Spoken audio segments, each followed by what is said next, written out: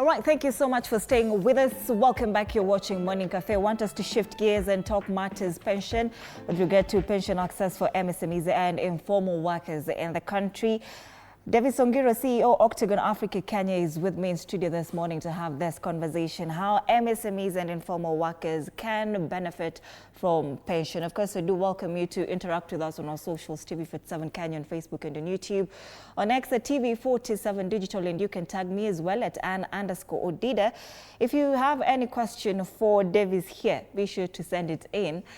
You know, we do understand that the informal sector has employs about 80% of the workforce. So a lot of us are in the informal sector. Good morning, Davis. Karibu sana to Morning Cafe. Good morning, and thanks for having me. All right.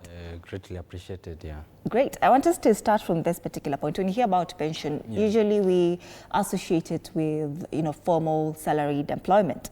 But when you talk about MSMEs and informal workers this morning, how does it play out for this particular demographic? So globally, every one of us at some point needs to go home and rest. Those people who advise on a proper lifestyle, of course you will understand that as you get old, the body starts wearing down slowly. There is a time the body will come and tell you, look here, I can't move out anymore. And that time at retirement, when you can't be able to work anymore, means you still need money. It doesn't matter whether you are working or you are not working, you still need cash flow, and cash is king. There are three things that each one of us, whether you are in MSME, whether you are with a salary or you don't have a salary, there are three things you need. You need cash on a regular basis, you need a medical cover, and you need to work on your social aspect. That is your networking, how you deal with people and all that. But importantly, whether you are MSME or whether you are in SME or whether you are in streamline employment, whether you have a salary or you don't have a salary, each one of us at some point, the body will come and say, no, I need to rest. There is some research that was done previously, and it says that if for you to retire comfortably, you need a monthly income of at least 80 to 90% of your last, your last stream of income per month.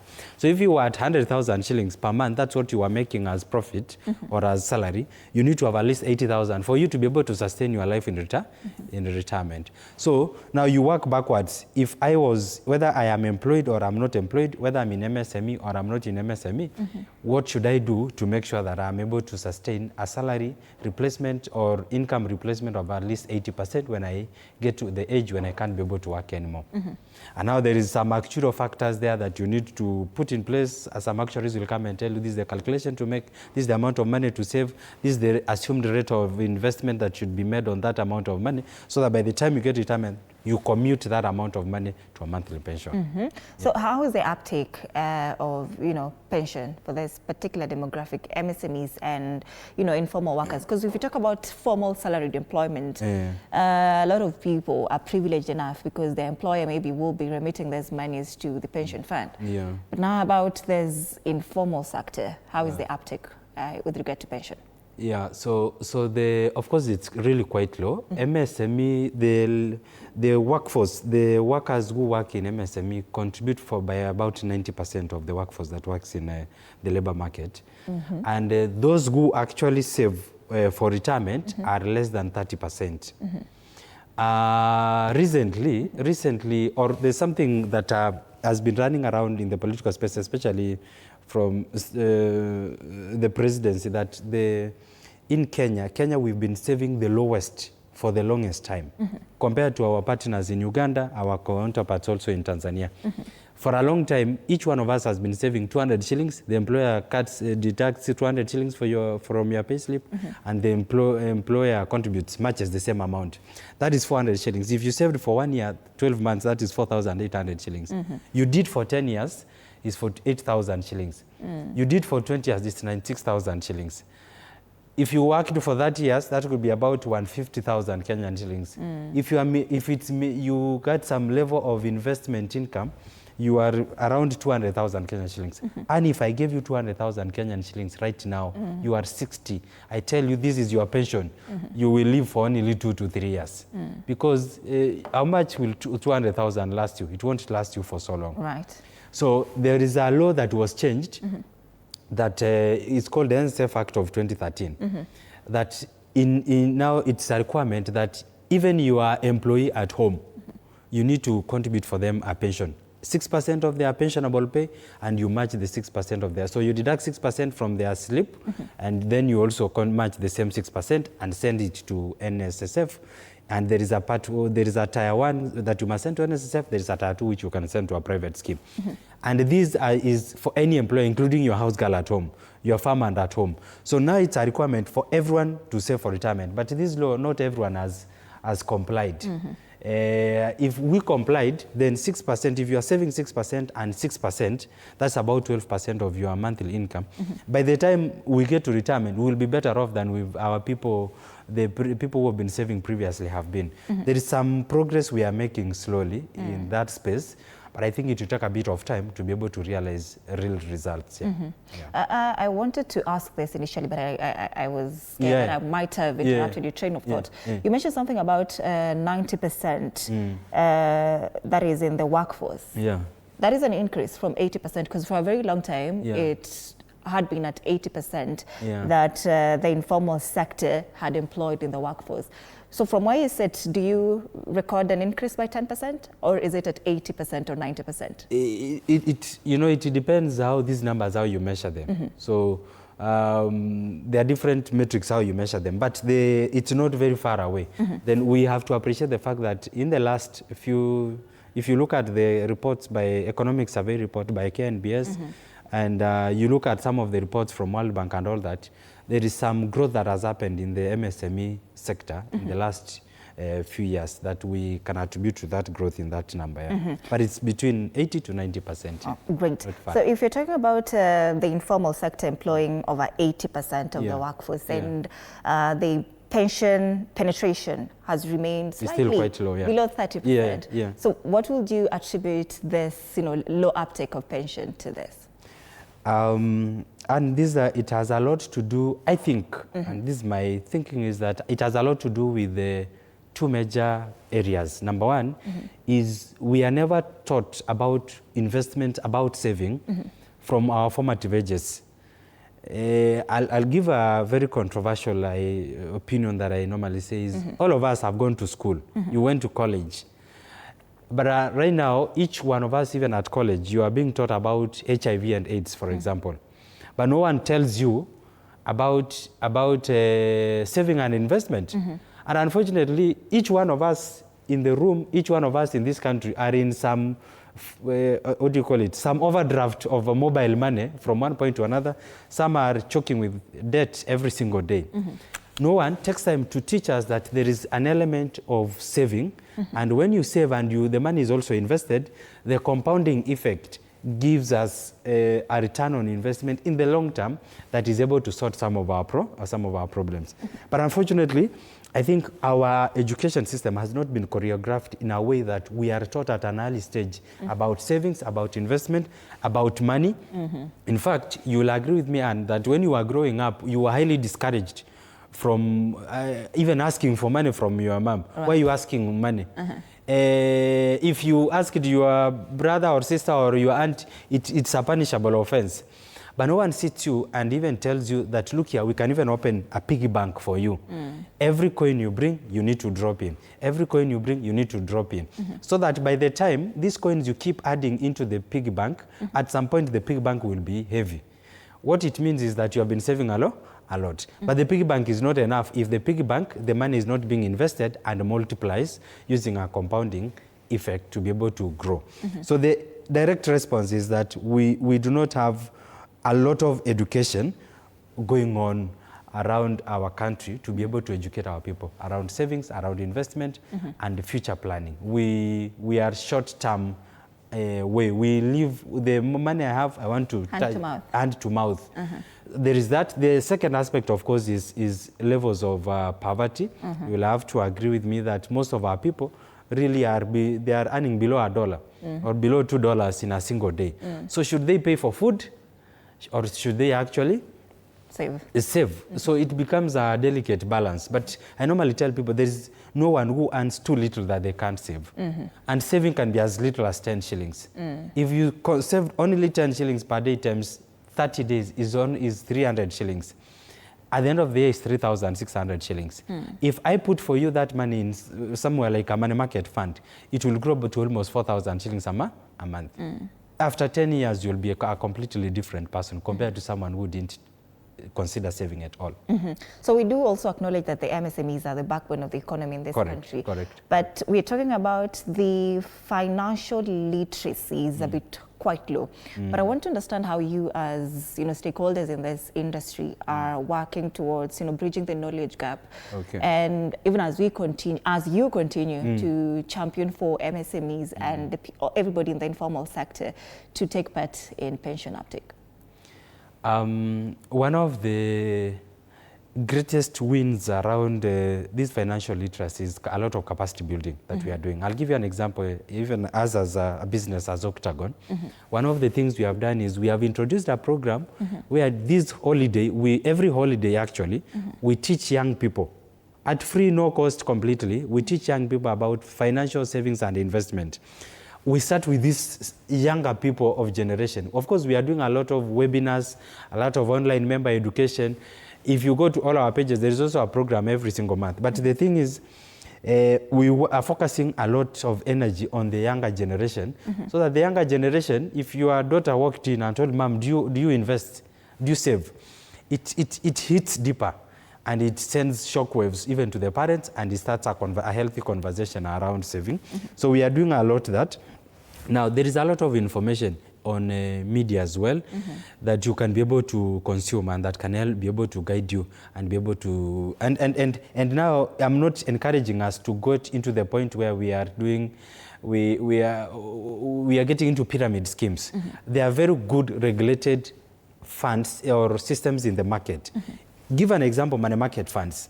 Give an example of personal pension plans in the market. Those are regulated funds. You've not had a pension scheme collapsing. It has not happened, yeah, unless it be where an employer has been deducting and they don't remit. That's different. But if it's an individual personal pension, the money, even for the corporate one, the money that has been remitted will continue earning an investment income. And the day you retire, or the day when you are able to access, you'll be able to access your money. That is what happens. And that's why we encourage people, please try to get some regulated element, especially money market funds and personal pension schemes. If it's not personal pension and you are an employer and you have employees, you can be able to register your people to an umbrella retirement benefit scheme, or you set up a pension scheme for yourself and for your employees. And when you save, you have solved two key issues. Number one, you will retain your staff because they'll be excited. But number two, you will have helped cure a generational problem that people don't end up with beautiful jobs, but when they get to retirement, they become a burden to society. Because you'll agree with me, for some of us who have parents who didn't work, you are their retirement plan. You are their pension plan. So every Friday, even your mom, when they go to church, they commit that I'm going to bring 5,000 shillings. They know very well they don't have the money. They'll call and, hi, I committed, so please see what you can do. We are the people who can be able to change that narrative, and it begins with financial education and a lot of capacity building. Great. And you mentioned something about, Kenyans, most Kenyans, and especially for people in the informal sector, they do prioritize day-to-day immediate survival over long-term savings. Basically what we call hand-to-mouth. But now how do you shift this mindset towards planning for retirement without just disconnecting from what they're used to, their financial reality? If they're used to maybe per day they're getting, say, 2,000 Kenyan shillings, but then they say this is for, say, school fees, and this will go to food, or this will go to chama. There's a way they have really structured how they use their money. Then how do you shift their mindset towards planning for retirement and pension? Even before you plan for retirement, I normally advise people that there are areas that you must focus on. One, there is a budgeting, that you must always get it right. So you must have a very conscious decision on your budgeting, because it's so easy to get excited and say from January, now that people are making December resolutions, from January I am starting to save. But you are starting to save money that you actually don't have. So you end up having a plan that will normally fail. So a simple training, a simple exposure to areas like budget planning, debt management, and investing and savings. So when you have that element there, and you can budget and remain with some level of disposable income, it helps you to now have a conscious decision to start saving. So that when I tell you now you need to start saving, you actually have some 10 shillings left on top. So, and it's not like, sometimes it's also the mindset aspect, that it's not like we are also living hand to mouth. We can actually live within our means. We can borrow what we absolutely need. Most of us borrow because of consumables. So you end up living hand to mouth, not because you are not getting enough income, but because you are living beyond your means. So when you live beyond your means, even if I come and explain to you why pension savings is the best decision you can ever make, still it doesn't click, because either way you don't have the income to be able to save. For me, that is step number one. Now, step number two is to tell people, look here, one day you are not going to have the energy. And COVID taught us a lot of things, and that you can't be able to predict the future. Things can come. We can be sent home today, even me. And when we are sent home and my mom is totally dependent on me, she will suffer. Because it's that line, it goes down the line. So if you don't have a conscious decision on what you want to do with your retirement, children are not a retirement plan. They can't be. And it doesn't matter what you are doing to educate them. Okay, we educate our children so that they come and help us. I'll shock you. Those children are not coming to help you. Those children are coming to help themselves. And the sooner you accept that reality, the better for you. So you need, as you save, as you push them to go to school, make sure you're also putting something aside for yourself to take care of your retirement when they will not be there.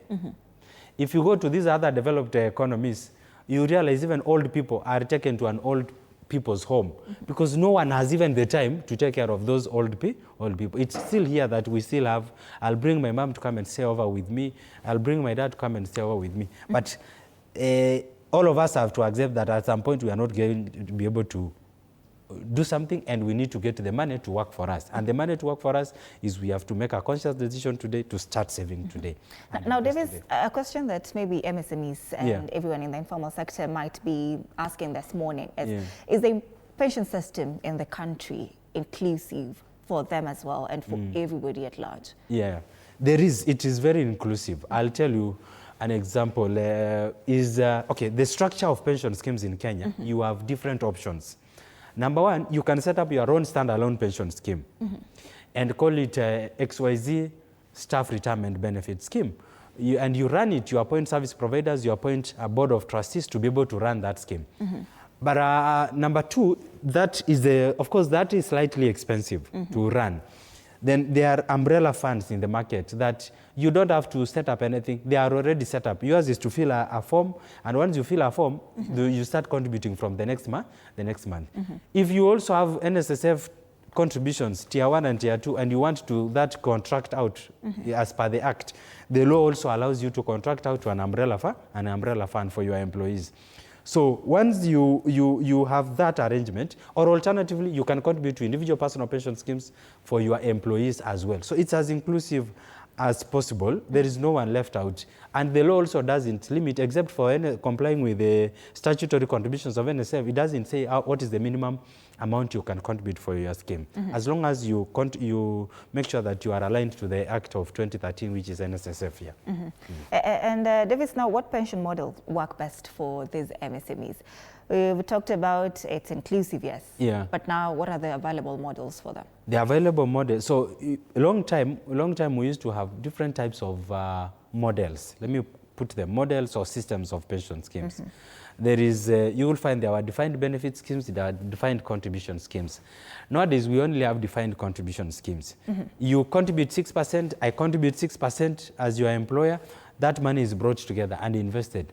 That is the money, when you approach retirement, that's the money that is going to be used to be able to pay you as you approach your retirement. That is the type of system that can even work for MSMEs. So basically the thing is, join an umbrella fund.